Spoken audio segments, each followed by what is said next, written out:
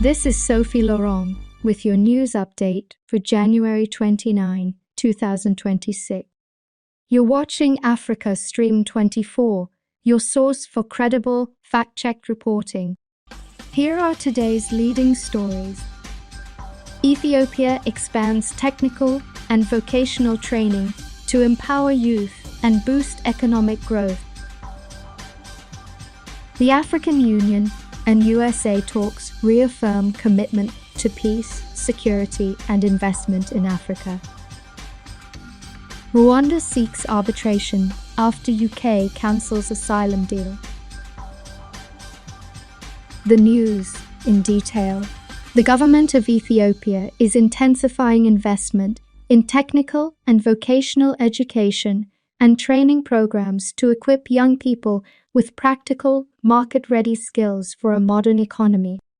The initiative focuses on hands-on training in trades, technology, and entrepreneurship, enabling youth to secure employment or launch their own businesses.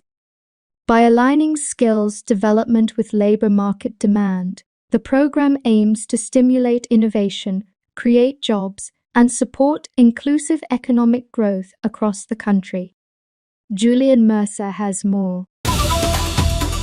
The government of Ethiopia is stepping up investment in technical and vocational education and training TVET programs as part of a broader effort to equip young people with practical, market-oriented skills needed to succeed in a modern and rapidly changing economy. The expanded technical and vocational education and training initiatives are designed to prepare youth to launch startups, secure employment, and contribute productively to key sectors of the economy. By focusing on hands-on training in trades, technology, manufacturing, construction, agriculture, and entrepreneurship, the programs aim to bridge the long-standing gap between education and labor market demand. Officials say the training emphasizes real-world experience, enabling trainees to acquire job-ready skills that meet the needs of both domestic industries and emerging sectors. In addition to technical competencies, participants receive entrepreneurship and business development training, helping them turn innovative ideas into sustainable enterprises. The government views youth empowerment as a cornerstone of national development, particularly as Ethiopia works to harness its large and growing young population. By expanding access to vocational training across regions, the programs are also intended to promote inclusive growth and reduce unemployment, especially among first-time job seekers. Beyond individual benefits, the technical and vocational education and training programs are expected to have a wider impact by fostering innovation, stimulating job creation, and supporting community-level development. As graduates enter the workforce or establish their own businesses, they help generate income, transfer skills, and create employment opportunities for others. By aligning skills development with market needs, Ethiopia aims to build a more resilient, competitive, and job-generating economy. The government says ensuring that the benefits of development reach all corners of the country remains a key priority as it continues to invest in youth-focused training and human capital development. The African Union, AU, and the United States have renewed their commitment to strengthening cooperation on peace, security, and economic growth across Africa. During talks in Addis Ababa, USA Deputy Secretary of State Christopher Landau met with the EU Commission Chairperson Mahmoud Ali Yusuf to discuss shared priorities and collaboration.